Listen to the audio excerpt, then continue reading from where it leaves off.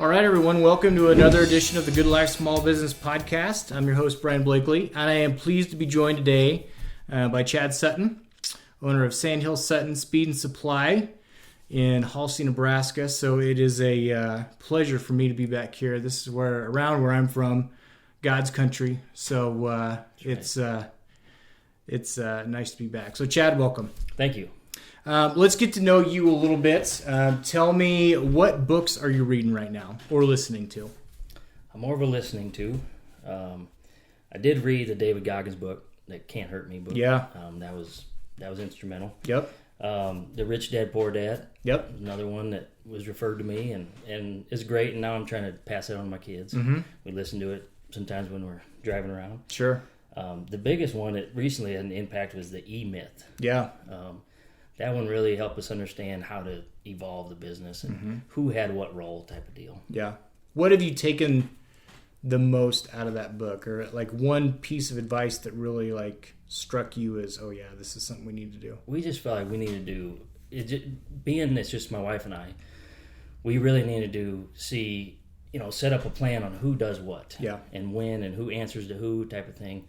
Because at the end of the day, it could all just get jumbled up when we come back here to the house, and we got to be partners then, yeah, in life, and so figuring out the roles at work, yeah, is pretty tough, yeah, and so that helped a lot. Yeah, that book, the one thing, and I'm actually going through it again right now, listening to it off and on. But the one thing that I always took out of that book was working on the business, not in the business, and that's something that it's something I'm trying to do more of now. But it's something as a small business owner, it's really easy to just do the work and not necessarily work on making your business better. So, right. Yeah, I took that out of that. So, how about podcasts? Do you listen to many podcasts? I haven't so much anymore. I mean, we got here because of podcasts, because of people telling me to go do it. And, yeah. Kind of pick through the Joe Rogans and kind of cherry pick some of the David Goggins, the people like that. Yeah. I listen to your podcast quite a little, just because trying to be relevant with other small business owners in Nebraska, and actually we've evolved some of our business out of one of your podcasts. Oh, nice. Bought some porta potties and started doing that, so that was interesting to listen to. Very cool. And then the main one that got us out here was the Minimalists. Okay. And so they just talk about downsizing your stuff, that you don't need so much stuff. I mean, that's just American culture, really. And to bring that back, reel that back in, you don't need as much money to live if you don't need as much stuff. Right. And I think going through COVID too, we'll get into that later, but that made people realize, we should be doing gardens. We should be mending our pants rather than just throwing them out. Sure. And so that was instrumental in us getting out here. Yeah, I've heard of that podcast. And then just, different, whether it shows on Netflix or whatever it is that you hear on the minimalist perspective. Yeah. Yeah, and so it throws a lot of people off. I mean, I've tried to not proselytize, but tried to convince my family and different people. And, it's a hard thing to wrap your head around that. Yeah. You just don't need as much. What do you need 3 grills for? Right. You don't. Yeah. You can do it all in one type of thing. Yeah, exactly. Very cool. All right, so I'm really excited to get to know more about your story. So this would have been back in like 2018. And I don't want to tell your whole story, but just kind of how I got to know how you guys eventually got here a little bit. So the junk jaunt was going on and whatever it was, September, October.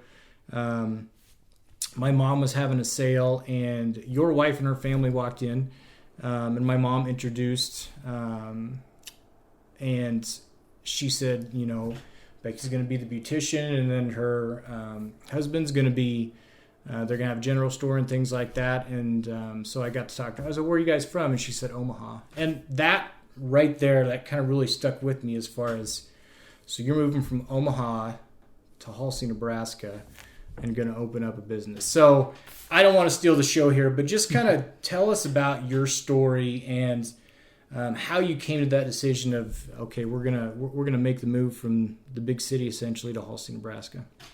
So it was before that interaction, probably about a 2-year process of us just downsizing, getting rid of debt, getting rid of just paying things off.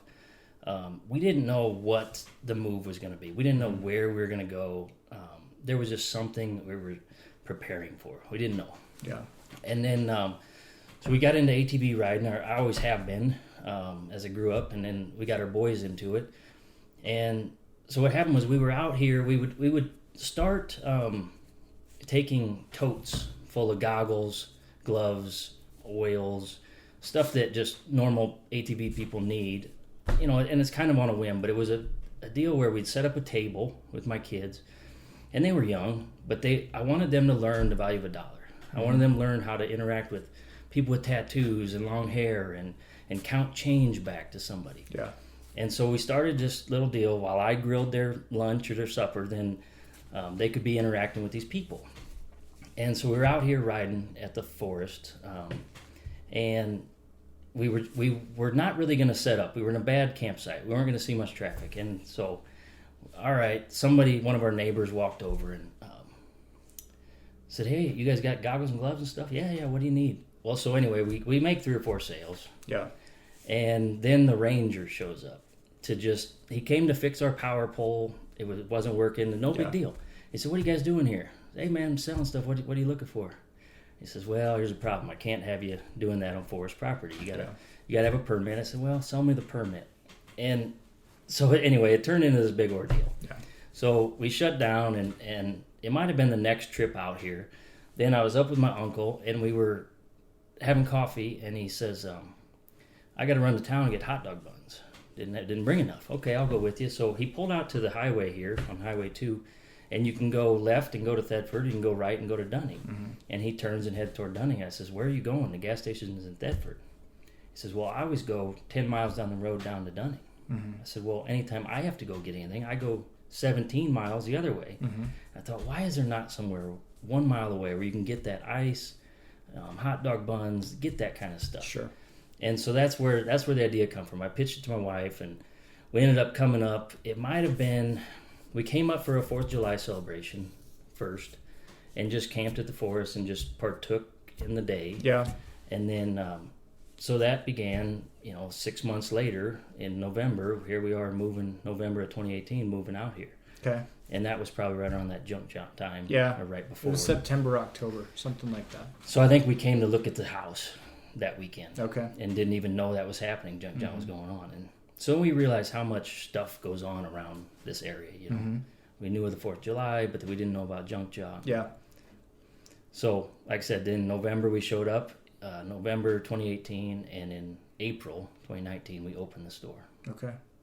Well, May 2019. May, okay. Because it was Memorial Day weekend, 2019. Okay. And we really just started with a 20 by 20 little store. I mean, we had bought a building. It was a storage unit building. Mm-hmm. And so we just started. We closed up 2 bays and rented the rest of the building as storage units. And that helped pay for just the payment on the building Sure. every month. And as we've evolved every year, we just knock down another wall, take out the door, and just keep growing it. Yeah. Okay. Are you both from Omaha? Yes. Okay.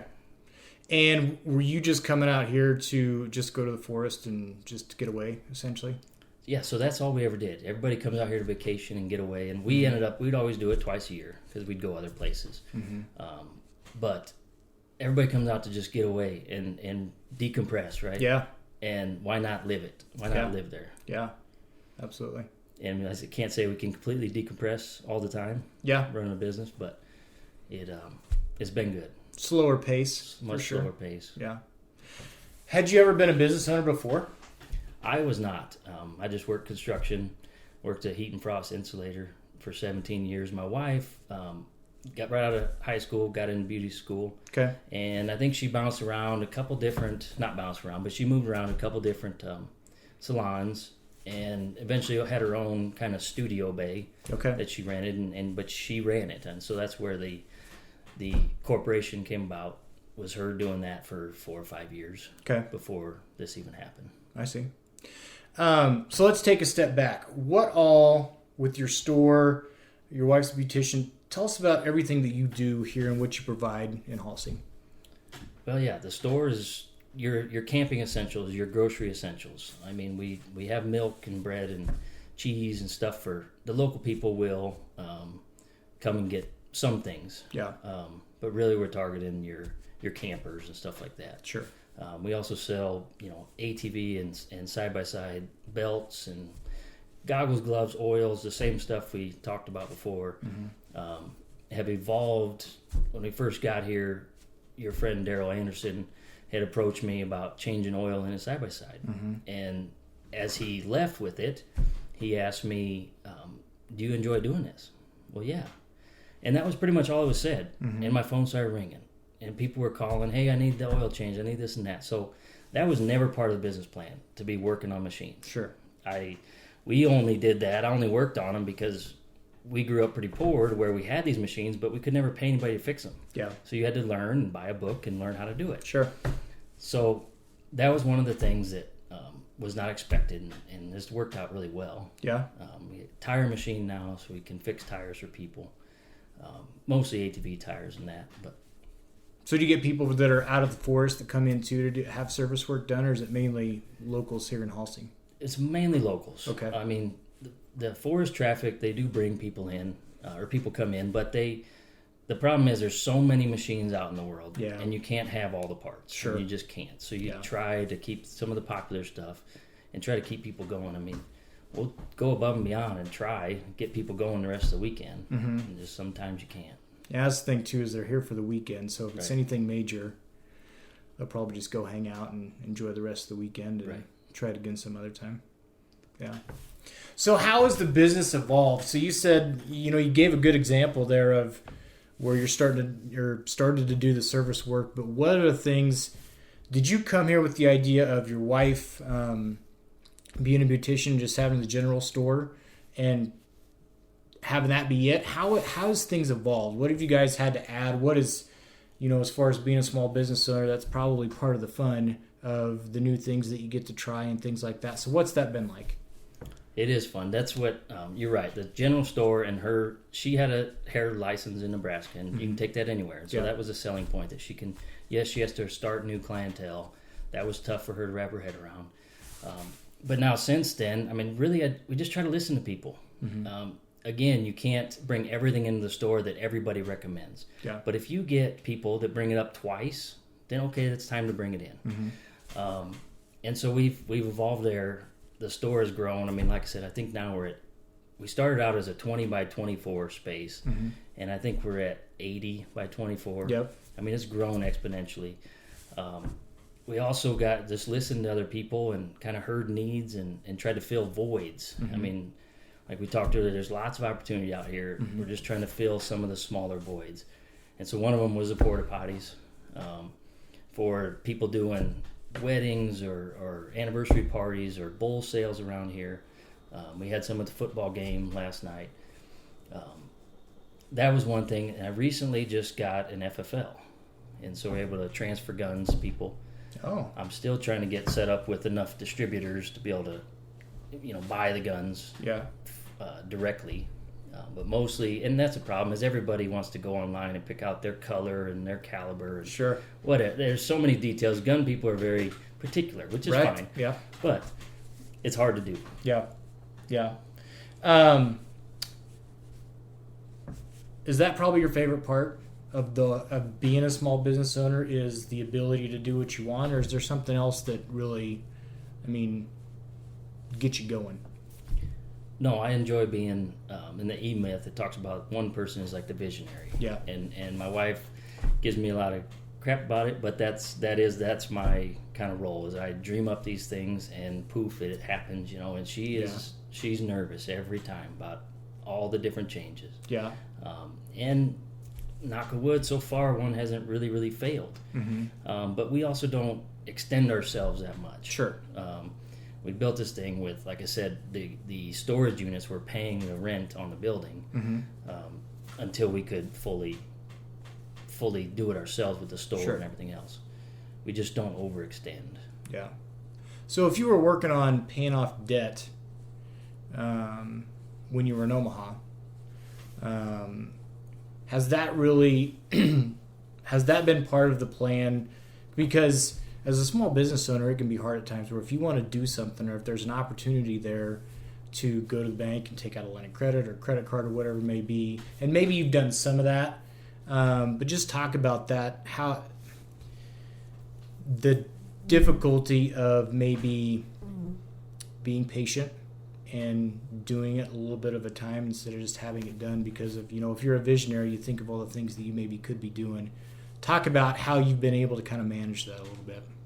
Well, my wife's the one that manages that. Yeah. She's the one that reels me back in all the time. And you need that too. You do in the need relationship. That. And like I said, none of the things that we've bought into, invested into, or anything that anybody's going to lose their life or their home over. Right. For me or for us, that is the key. I mean, I realize lots of businesses, they leverage interest and leverage money that way. We just don't feel like that is appropriate for us. And again, because Halsey is a town of 69 people that has seasonal travelers come through, I don't feel like you can leverage huge amounts of money. Right. We do run an operating note that kind of gets you through the winter so that you can stock up your store for the busy season. Sure. But other than that, I mean, we do very little, and she is the one that she reins me back in a lot. Yeah. No, you got to have that. You got to have that, absolutely. So is this what you thought it would be? It's probably more. Yeah? It's probably more. I mean, the more I look back on it, I have my days where I get down on yourself. Sure. And have a hard time seeing the future. But if I sit here and talk to you and look back over 3 years, this is awesome. It's grown so much. We're able to get to kids' sports and games and things like that. This is great. It is a slower pace of life, which could be argued. I mean, I have cousins that they want to go to a bigger city. They want to leave Omaha and go to Vegas or something. And I want to scale back. Yeah.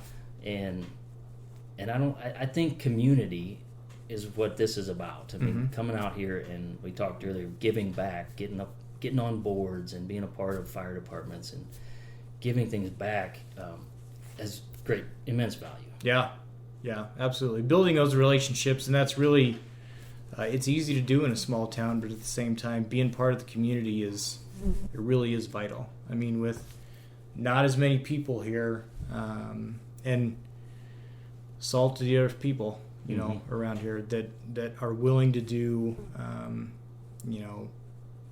whatever it takes to keep a community going. And it's great to have people come in but you've got to be able to reach out and be part of that too. Yep. So that's awesome. Let's talk about, so you opened May of 2019, right before summer. Let's talk about not even a year later when COVID hit. Did that change how you guys operated quite a bit, or what was that period of time like for you? We were scared. I mean, my wife had to shut down cutting hair, and she become kind of a teacher then at that point through COVID. But we still don't know what a good year is, or a normal year, let's say. Yeah. Because yes, we opened, and then we had COVID, and then this year was kind of the fuel prices at $5+ a gallon. Sure. So people didn't travel. We've still grown. I mean, but we've done it incrementally. COVID was a little bit tough in the beginning. It was just scary, the unknown of are people going to come. But as soon as, because with COVID kind of broke, and then in like April, May, people start usually traveling, and because the weather gets good. Yeah. And people weren't necessarily traveling. But then by May, June, people realized, oh, wait, we can go outside and camp remote. Yeah. And camp, or I can work remote. And so then people started traveling, and it worked out okay for us. Yeah. It worked out pretty well. Good. During that time, I guess, was there anything maybe that you didn't do or hadn't taken the time to do in the past that maybe you implemented during that time? Or did you kind of say, okay, here's what we're going to focus on through the pandemic, and once we're out of this or we're on the other side of it, then maybe we can, from the innovative side, then we can focus on that? Well, that was about the time when we pivoted and bought into the porta potties too. Okay. There was just a period there where if the store isn't going to support itself, and granted, we still had machines coming in. At some point, my wife was able to cut hair again. I mean, we still we still had a business going, and that's part of it, is just not being focused on one thing for us and for out here. You have to have your hands in multiple things. Yeah. And at some people say that then you can't do such a good job. Yeah. And there is something to that, but there's huge voids out here in the middle of the Sandhills that you have to fill lots of them. Yeah, absolutely. How long was it before your wife could cut hair again? I think she was down like 2 months. 2 months? Fully down 2 months, and then they were into the masks. Yeah. Did you have to close down the store at all? No, and neither of us, we don't think we ever got it. I mean, whether we were asymptomatic or not, I don't know. We never got it, so we never did have to fully close down. Got it. What's one thing you wish you were better at running your business? So I've listened to enough of your podcasts to know that everybody says marketing.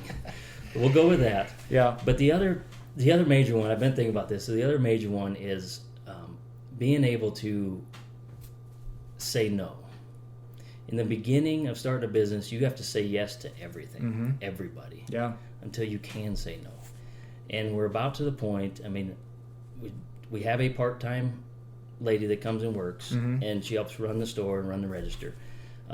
But at some point, there's only so much of me that can go around. And so until you can hire somebody that can fill some of those positions, and they're all seasonal positions, so they're very hard to fill full-time. And so it's tricky. But that's one thing, is being able to say no, because I get to the point where I tell yes to everything. And then it becomes my own demise. Sure. Yeah. Yeah, and you kind of have to, it's a fine line, because if you put yourself out there as far as your time, there's people there that will not take it, but they will, they'll take you up on it. Hey, if you can help me out with this, then they'll take you up on that. So there has to be a time and a place for everything, where you just say, look, I just need a break for me. And, hopefully people understand that, or if they don't, then they can, sometimes get their problem solved somewhere else. But you really do have to draw the line for yourself. Just, you didn't come out here to work all the time. Like you said, you wanted to be able to enjoy it a little bit. So it's a fine line, though. I'm learning. Yeah. Like I said, this week is really tough, and I wish I would have said no to more things at this point. But well, let's talk about marketing a little bit, because you guys do a good job of Instagram, Facebook, as far as announcing events you've got going on, or improvements that you're doing in the store. I follow you guys on social media. Was there any reluctancy maybe, or thinking that you didn't need to make that part of how you grew your business? Is that something an idea that's kind of evolved for you, or is that something that you wanted to make part of the plan right away? I think that's part of the plan. I think it is for any small business owner. Being all those things you just mentioned are free platforms. You have to use them. Yeah. I would like to do more. I mean, my wife does all them, let's be clear. Yeah. But I would like to do more, whether it's TikTok or other things like that. I don't have the time nor the confidence in a lot of that. I love to write things. I don't do it religiously or practice much. But when there are things that events or things that need to be wrote up on Facebook or Instagram, I mean, sometimes my wife will ask me, "Hey, will you pick through this and embellish it or make it look good?" Yeah. And so I enjoy that part of it. There's always more that you could do. The marketing thing has, again, out here, people like to use radio still, and it boggles my mind coming from the city, because everybody listens to radio, yes, or not. I mean, you got XM, you got everything else. So radio gets to be, they come in all the time asking for you to sponsor different things, and again, there's only so much money, advertising money to go around, so you got to pick and choose. But it's been tough to figure that out here. Yeah, that's another part of the challenge of figuring out, where you're doing the retail side of it too. What's going to be on special, things like, with my business, I don't really have control over the price. It's more about the service side of it and that experience. But marketing is part of the challenge, and it's great that we have social media because we can use it, and that it's a free platform. But it's free from a money standpoint, but you still have to put in the time. Absolutely. And consistently put in the time Absolutely. to make it work. So, if you could go back before you had moved and give yourself one piece of advice, is there anything you would do different or anything you would tell yourself, or would you just let things go as they have and, get to today? I think it has to go the way it's went. I mean, it has to be what it is. We've learned from things. You have to go through those struggles and those trials. I mean, you have to evolve your own self. Mm-hmm. And so, me plugging away for 17 years in a trade that got to be any trained monkey could do, Mm-hmm. and that's how I got to listen to podcasts, because I didn't have to think. Well, now I have to think through what I'm doing in the shop, and so I don't listen to as many podcasts. I think it just the struggles have to be there. Mm-hmm. Lots of people that said we wouldn't make it or couldn't make it, and in some people's eyes, we're a small piece of the pie. We really are, but I hope that all the giving back that we've done pays off in the long run. Sure. Yeah. I don't know that there's anything really that we would change. I feel like you have to go through that. Mm-hmm. Yeah. Learning from mistakes, that's really how you get better, I feel. And it's okay to fail. If you have an idea that doesn't work out, that's okay. I mean, especially if you're doing it the way you are, where it's not a huge financial burden, where you're putting all your eggs in one basket. Learning from those mistakes is not a bad thing. Right. And it's just part of the process. So if someone comes to you and they say, hey, I'm thinking about starting a small business, what piece of advice would you give me? What's one thing you would tell them? Just don't overextend. I mean, I don't know. I feel like COVID might have leveled the playing field on some of that. The people that were way overextended, and I feel for every one of them. Mm-hmm. I mean, on a personal level, I feel for every business owner that had to just fold. Yeah, I really do. And I don't know everybody's situation, but that would be the piece of advice: is don't overextend. Yeah. Like I said, we may have made $10,000 risks, or 20 maybe, Mm-hmm. but it was never anything that we were going to lose everything over. Right. And that would be the biggest thing for anybody, is just save your pennies beforehand. Mm-hmm. Have a little nest egg that you can get by on, whatever that number is to you, and then go for it. I mean, nothing happens from the sidelines. Yeah. You got to get on the field and play. That's exactly right. And I would throw in there too, and maybe you would agree with this or not, it's usually going to cost more than you think it will. Yes. There's going to be something that comes up, or price changes, or an idea that you have. It's usually going to cost more than what you think it is. And so now that's not a reason to not move forward, but just be ready for that. Yes. Would you agree? 100%. Yeah. 100%. Yeah, absolutely. Chad, this has been a ton of fun. Tell us about how we can learn more about you. Well, you mentioned the Facebook, Instagram. Those are the main platforms that you can communicate with us on. Yep. We don't have a website set up yet. Again, that's one of the things in the plan that we want to do when we can find the right person or pay the right person to do that. Yep. So Facebook, Instagram. We're here in Halsey, right in downtown. Yeah. Or Highway, I guess.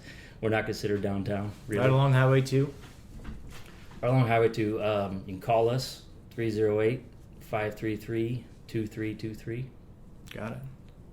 So if you're coming out, I know we're at the end of summer, but if you're coming out to Halsey this year, if you're going camping at the forest next year, make sure you stop by, see these guys. They've got what you need for camping or whatever it may be. Best of luck to you guys. I think it's great. I think it's an awesome story to hear. Moving from Omaha out here again, this is home for me, so it means a little bit more maybe, but I just think it's awesome, and I wish you guys nothing but the best, and I think you'll do great. Well, thank you. We consider it home now too. Yeah, awesome. I mean, we've dug our feet in the sand. Yep, you're Sandhiller now. Yep. Thanks, Chad. Thanks, Brian.